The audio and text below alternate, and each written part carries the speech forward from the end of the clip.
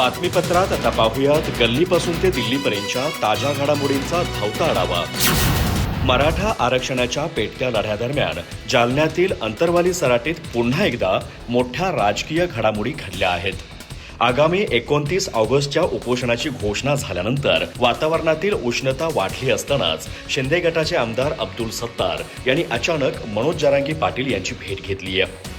नुकतेच संजय सिरसाट यांच्यावर जरांगेंनी केलेल्या गंभीर आरोपांनंतर सत्तारांच्या या सरप्राईज एंट्रीने राजकीय वर्तुळात सर्वांच्याच भुवया उंचावल्या आहेत। सत्तार या भेटीतून मध्यस्थीचा प्रयत्न करता आहेत का, अशी चर्चाही या निमित्ताने सुरू झाली आहे। सरकारच्या वतीने मध्यस्थी करण्यासाठी आणि आगामी आंदोलनाची तीव्र ताकद कमी करण्यासाठी सत्तार अंतरवालीत पोहोचल्याची चर्चा रंगली आहे।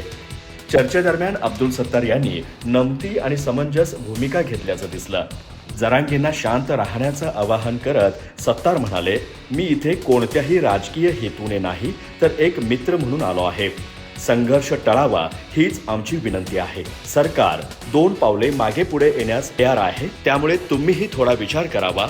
समाजावर अन्याय होणार नाही याची काळजी सरकार नक्कीच घेईल। या भेटीदरम्यान मनोज जरांगे पाटील यांनी उपमुख्यमंत्री एकनाथ शिंदे यांच्याबद्दलची आपली तीव्र नाराजी व्यक्त केली आहे। देवेंद्र फडणवीस आणि एकनाथ शिंदे यांच्या धोरणांवर सडकून टीका करत जरांगे यांनी थेट सत्तारांसमोर भाष्य केलं। पोलीस दलासाठी अनेक वर्षे निष्ठेने आणि धाडसाने सेवा बजावणाऱ्या श्वानांच्या निवृत्तीनंतरच्या आयुष्याबाबत मुख्यमंत्री देवेंद्र फडणवीस यांनी महत्त्वाचा निर्णय घेतला आहे। पोलीस दलात सलग 10 वर्षे सेवा पूर्ण केल्यानंतर निवृत्त होणाऱ्या श्वानांना आता इतरत्र दत्तक देण्याऐवजी पोलीस विभागासोबतच ठेवण्यात येणार आहे। त्यांच्या भोजनापासून ते दैनंदिन देखभालीपर्यंतचा संपूर्ण खर्च गृह विभागाकडून केला जाणार आहे। त्यामुळे अनेक वर्षे पोलिसांसोबत राहून काम करणाऱ्या या मुक्या सहकाऱ्यांना निवृत्तीनंतरही आपले परिचित वातावरण आणि माणसे सोडावी लागणार नाहीत। पोलीस श्वानांची सेवा केवळ 10 वर्षाची असली तरी त्या काळात तो आपल्या रखवालदारांसोबत सतत राहतो। गुन्ह्याचा तपास, स्फोटके आणि अंमली पदार्थांचा शोध, बेपत्ता व्यक्तींचा शोध अशा विविध जबाबदाऱ्यांमध्ये हे श्वान पोलिसांना मदत करतात। दीर्घकाळ एकत्र राहिल्यामुळे श्वान आणि त्यांच्या रखवालदारांमध्ये घट्ट नाते निर्माण होते, एकमेकांची सवय झालेली असते आणि त्यांच्यात विश्वासाचे नाते तयार होते। त्यामुळे अचानक निवृत्तीनंतर वेगळ्या ठिकाणी पाठविल्यास त्या बदलाचा परिणाम श्वानांवरही होतो। यापूर्वी सेवा पूर्ण झाल्यानंतर निवृत्त झालेल्या पोलीस श्वानांना अन्य व्यक्ती किंवा ठिकाणी दत्तक दिले जात असे। मात्र परिचित रखवालदार, परिसर आणि वातावरण सोडावे लागल्याने काही श्वानांना हा बदल सहन होत नव्हता। त्यांच्या मानसिक स्थितीवर त्याचा परिणाम होत असे आणि काही वेळा त्यांनी अन्न घेणेही बंद केल्याचे निदर्शनास आले आहे। 10 वर्षे पोलीस दलासाठी पूर्ण निष्ठेने काम केल्यानंतर निवृत्तीच्या काळात अशा परिस्थितीला सामोरे जावे लागणे योग्य नाही, अशी भूमिका मुख्यमंत्री देवेंद्र फडणवीस यांनी घेतली आहे। श्वान असला तरी त्याने दिलेल्या सेवेचा सन्मान करणे आणि त्यांच्या पुढील आयुष्याची काळजी घेणे ही आपली जबाबदारी असल्याचे त्यांनी स्पष्ट केले। पुण्यात राहुल गांधींच्या छात्रों की गूंज कार्यक्रमापूर्वी काँग्रेस कार्यकर्त्यांविरोधात शिवाजीनगर पोलीस ठाण्यात गुन्हा दाखल करण्यात आला आहे। अखिल भारतीय विद्यार्थी परिषदेच्या तक्रारीवरून ही कारवाई करण्यात आली असून महाराष्ट्र प्रदेश युवक काँग्रेसचे माध्यम विभागाचे अध्यक्ष अक्षय जैन यांच्यासह NISUI आणि युवक काँग्रेसच्या सुमारे 50 ते 60 कार्यकर्त्यांना आरोपी करण्यात आला आहे। हा गुन्हा शुक्रवारी रात्री COP वसतिगृहात झालेल्या वादानंतर दाखल करण्यात आला। तक्रारदार मल्हार निलेश पाटील यांनी पोलिसांना दिलेल्या माहितीनुसार वसतिगृहातील एका विद्यार्थिनीवर दबाव टाकून तिचा व्हिडिओ जबाब घेतल्याचं त्यांना समजलं होतं। या प्रकरणाची चौकशी करण्यासाठी पाटील काही सहकाऱ्यांसह वसतिगृहात गेले असता काँग्रेस कार्यकर्त्यांनी त्यांना शिवीगाळ करून मारहाण केल्याचा आरोप तक्रारीत आहे। या प्रकरणी शिवाजीनगर पोलिसांनी भारतीय न्याय संहितेच्या विविध कलमांन्वये गुन्हा दाखल केला आहे। पोलीस उपनिरीक्षक अमर काळंगे या प्रकरणाचा तपास करत आहेत। राहुल गांधींच्या शनिवारी होणाऱ्या छात्रों की गूंज कार्यक्रमाच्या पूर्वसंध्येला COP परिसरात काँग्रेस आणि ABVP कार्यकर्त्यांमध्ये तणाव निर्माण झाला होता। दोन्ही बाजूंनी विद्यार्थिनींवर दबाव आणल्याचा आरोप एकमेकांवर केले आहेत। घटनेनंतर पोलिसांनी काही कार्यकर्त्यांना ताब्यात घेतलं असून परिसरात मोठा पोलीस बंदोबस्त तैनात करण्यात आला आहे। राहुल गांधींचा हा कार्यक्रम आज 22 ऑगस्ट रोजी SSPMS मैदानावरती होणार आहे। पोलिसांनी आयोजकांना विविध अटींसह कार्यक्रमासाठी परवानगी दिली आहे। या कार्यक्रमाला हजारो विद्यार्थ्यांनी उपस्थित राहण्याची शक्यता असल्याने कायदा सुव्यवस्थेच्या दृष्टीने पोलिसांनी विशेष खबरदारी घेतली आहे.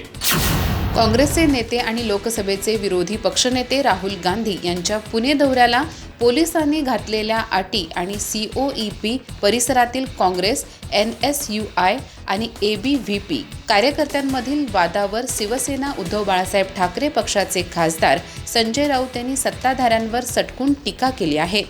भाजप हा डरपोक लोकांचा पक्ष असून कवचकुंडलामुळेच त्यांची ही दादागिरी सुरू आहे. मात्र सप्टेंबर महिन्यानंतर या सरकारच्या पडझडतीला सुरुवात होईल असा घणाघाती दावा राऊत यांनी पत्रकार परिषदेत केला. पुणे पोलिसांनी राहुल गांधींच्या कार्यक्रमासाठी तब्बल 30 अटी घातल्या आहेत. यावर तीव्र आक्षेप घेत राऊत म्हणाले, राहुल गांधी हे या देशाचे विरोधी पक्षनेते आहेत. मोदी, शहा त्यांना मानत नसले तरी ते देशाचे नागरिक आहेत. राहुल गांधी काय परदेशातून आले आहेत का? इतरांच्या कार्यक्रमासाठी अशा अटी टाकल्या जातात का? यावरून एकच स्पष्ट होते की सत्ताधाऱ्यांच्या पायाखालची वाळू सरकली असून ते पूर्णपणे घाबरलेले सरकार आहे. पुण्यातील तणावाच्या पार्श्वभूमीवर बोलताना राऊत यांनी ABVPला थेट इशारा दिला.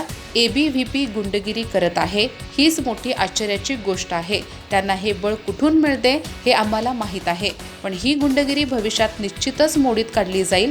राहुल गांधींचा कार्यक्रम उधळून लावण्याची भाषा कुणी करत असेल तर तो स्पष्टपणे दहशतवाद आहे. अशी भूमिका घेणाऱ्यांवर पोलिसांनी कठोर कारवाई केली पाहिजे अशी मागणी त्यांनी केली. भाजपवर वैचारिक हल्ला करताना राऊत म्हणाले की वंदे मातरम आणि भाजपचा अजिबात संबंध नाही. वंदे मातरमचा खरा संबंध काँग्रेसशी आहे. तसेच आमदार रोहित पवार यांनी राहुल गांधींच्या विजयाचे बॅनर लावल्याचे समर्थन करत यात चुकीचे काय आहे, ही चांगलीच गोष्ट आहे असे राऊत म्हणाले. काँग्रेस अध्यक्ष मल्लिकार्जुन खरगे यांनी शनिवारी साखरेच्या वाढत्या किमती आणि साठ्याच्या कमतरतेवरून केंद्र सरकारवरती निशाणा साधला.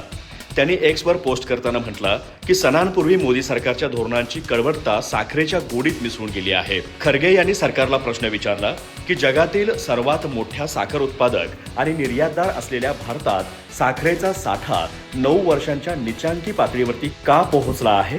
त्यांनी 10 लाख टन साखर शुल्कमुक्त आयात करण्याची वेळ का आली यावरही प्रश्नचिन्ह उपस्थित केला. खरगे यांनी सरकारला 3 प्रश्न विचारत म्हटलं की हे कसे आत्मनिर्भर भारत आहे जिथे परदेशातून साखर आयात केली जाते आणि दुसरीकडे उसाला पेट्रोलमध्ये मिसळण्यासाठी इथेनॉलमध्ये वापरलं जात आहे. देशातील अनेक शहरांमध्ये साखरेची किंमत 70 रुपये प्रति किलोपर्यंत पोहोचली आहे. गेल्या 3 महिन्यांमध्ये त्याचे दर सुमारे 40% म्हणजेच 19 रुपये प्रति किलोपर्यंत वाढले आहेत. किंमत कमी करण्यासाठी केंद्राने 31 ऑगस्टपर्यंत 10 लाख टन कच्ची साखर शुल्कमुक्त आयात करण्यास मंजुरी दिली आहे. साखरेव्यतिरिक्त 3 महिन्यांमध्ये गूळ 24%, तांदूळ 16% आणि मक्याचं पीठ 11% महाग झालंय. साखरेचे दर वाढण्याचं एक कारण गिरण्यांकडे असलेल्या शिल्लक साठ्यात घट हे देखील सांगितलं जात आहे. गेल्या हंगामात गाळप सुरू होण्यापूर्वी गिरण्यांकडे 47 लाख टन साखर होती, जी यावेळी कमी होऊन 32 लाख टन राहिली आहे. लोकसभेतील विरोधी पक्षनेते राहुल गांधी यांच्या पुण्यात होणाऱ्या छात्रों की गूंज या कार्यक्रमावरून आता मोठे राजकीय वादळ निर्माण झाले आहे. हा कार्यक्रम विद्यार्थ्यांचा उत्स्फूर्त प्रतिसाद नसून काँग्रेसने पैसे देऊन गर्दी जमवण्यासाठी आखलेला पेड पॉलिटिकल प्रोग्राम आहे असा अत्यंत खळबळजनक आरोप भारतीय जनता पक्षाने केला आहे. भाजपचे मुख्य प्रवक्ते नवनाथ बन यांनी मुंबईतील प्रवेश कार्यालयात घेतलेल्या पत्रकार परिषदेत व्हिडिओ पुराव्यांसह हा दावा केला आहे. पत्रकार परिषद बोलवताना नवनाथ बन यांनी काँग्रेसच्या प्रचार पद्धतीवर सटकून टीका केली. ते म्हणाले, राहुल गांधींच्या या कार्यक्रमाला विद्यार्थ्यांचा किंवा तरुणांचा कोणताही उत्स्फूर्त पाठिंबा मिळत नाहीये. त्यामुळे गर्दी जमवण्यासाठी आणि समाज माध्यमांवर वातावरण निर्मिती करण्यासाठी काँग्रेसकडून कोट्यावधी रुपये वाटले जात आहेत. हा छात्रों की गूंज कार्यक्रम नसून केवळ पैसों की गूंज आहे. नवनाथ बन यांनी यावेळी काही व्हिडिओ समोर आणत काँग्रेसचे रेड कार्ड उघड केल्याचा दावा केला. त्यांच्या म्हणण्यानुसार सोशल मीडियावरील प्रभावशाली व्यक्तींना कार्यक्रमाला हजर राहण्यासाठी, प्रवासाच्या खर्चासाठी आणि इव्हेंटचे प्रमोशन करण्यासाठी प्रत्येकी 30 ते 35 हजार रुपयांची थेट ऑफर दिली जात आहे. जर 3,000 लोकांना अशा प्रकारे प्रत्येकी 30-35 हजार रुपये दिले जात असतील तर केवळ गर्दी जमवण्यासाठी 9 ते 10 कोटी रुपये खर्च केले जात आहेत असे बन म्हणाले. राहुल गांधींना राजकीयदृष्ट्या पुन्हा रिलॉन्च करण्यासाठी हा कोट्यवधीचा खेळ सुरू असल्याचा घणाघात त्यांनी केला. एकनाथ शिंदे यांच्या बंडानंतर शिवसेनेत पडलेली उभी फूट आणि त्यानंतर मूळ पक्ष आणि धनुष्यबाण चिन्ह यावर सुरू असलेला कायदेशीर लढा आता सर्वोच्च न्यायालयात पोहोचला आहे. निवडणूक आयोग आणि विधानसभा अध्यक्षांनी बहुमताच्या आधारावरती शिंदे गटाच्या बाजूने कौल दिल्यानंतर उद्धव ठाकरे गटाने याविरोधात सर्वोच्च न्यायालयात धाव घेतली आहे. तिथे ठाकरे गटाचे ज्येष्ठ वकील कपिल सिब्बल जोरदार युक्तिवाद करत आहेत. या संपूर्ण पार्श्वभूमीवर आता विधानसभा अध्यक्ष राहुल नार्वेकर यांनी आपली पहिली प्रतिक्रिया दिली आहे. ठाकरे गटाकडून सर्वोच्च न्यायालयात केल्या जाणाऱ्या युक्तिवादावर भाष्य करताना नार्वेकर म्हणाले की जे लोक निवडणूक आयोग किंवा माझ्या निर्णयाशी सहमत नाहीत त्यांना न्यायालयात याचिका दाखल करण्याचा आणि तिथे युक्तिवाद करण्याचा पूर्ण अधिकार आहे. मात्र कोर्टात केवळ एका बाजूने युक्तिवाद झाला म्हणजे तोच कोर्टाचा अंतिम निकाल ठरत नाही. आता एका बाजूने युक्तिवाद झाला आहे, लवकरच दुसरी बाजूही आपलं म्हणणं मांडेल. त्यानंतर सर्व तथ्ये आणि परिस्थिती तपासूनच सर्वोच्च न्यायालय आपला अंतिम निर्णय देईल. विधानसभा अध्यक्ष म्हणून आपण दिलेल्या निकालाचे नार्वेकरांनी समर्थन केलं. मी जो काही निर्णय दिला आहे तो अत्यंत शाश्वत आणि पूर्णपणे कायद्याच्या चौकटीत राहूनच दिला आहे. सर्वोच्च न्यायालयाच्या सर्व निकषांचं पालन करूनच तो निर्णय घेण्यात आला होता. सध्या हे प्रकरण न्यायप्रविष्ट असल्याने यावर अधिक भाष्य करणं योग्य ठरणार नाही असंही त्यांनी स्पष्ट केलं. या कायदेशीर लढ्याबाबत बोलताना नार्वेकर पुढे म्हणाले की विधिमंडळ सचिवालयाने या संपूर्ण प्रक्रियेत जे काही कामकाज केलं आहे त्याची सर्व सविस्तर माहिती आणि कागदपत्रे सर्वोच्च न्यायालयाकडे आधीच उपलब्ध आहेत. त्यामुळे दोन्ही बाजू ऐकून घेतल्यानंतर येणाऱ्या काळात न्यायालय यावर योग्य आणि कायदेशीर निर्णय देईल याची मला निश्चित खात्री आहे.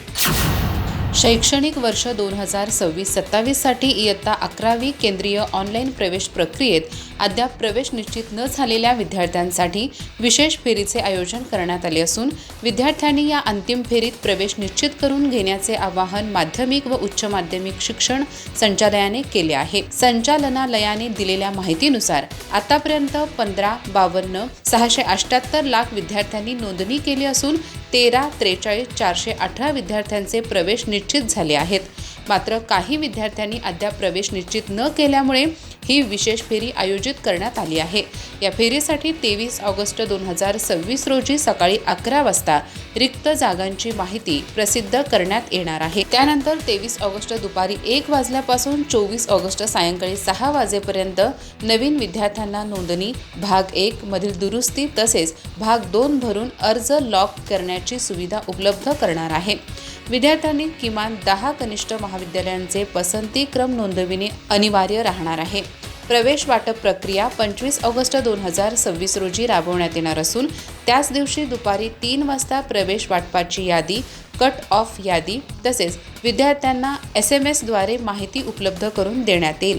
वाटप झालेल्या कनिष्ठ महाविद्यालयात विद्यार्थ्यांनी 15 ऑगस्ट ते 27 ऑगस्ट 2026 या कालावधीत आवश्यक कागदपत्र पडताळणी व शुल्क भरून प्रवेश निश्चित करावेत. यानंतर 28 ऑगस्ट रोजी संबंधित प्रशासकीय कामकाज, 29 ऑगस्ट रोजी डेटा प्रोसेसिंग आणि 30 ऑगस्ट 2026 रोजी सकाळी 11 वाजता रिक्त जागांची पुढील माहिती प्रसिद्ध करण्यात येणार आहे. विद्यार्थी, पालक तसेच कनिष्ठ महाविद्यालयाच्या प्राचार्यांनी जाहीर करण्यात आलेल्या वेळापत्रकानुसार आवश्यक कार्यवाही वेळेत पूर्ण करावी असे आवाहन शिक्षण संचालक माध्यमिक व उच्च माध्यमिक डॉक्टर महेश पालकर यांनी केले आहे. अधिक माहिती आणि ताज्या घडामोडींसाठी आजच आमचे चॅनल सबस्क्राईब करा.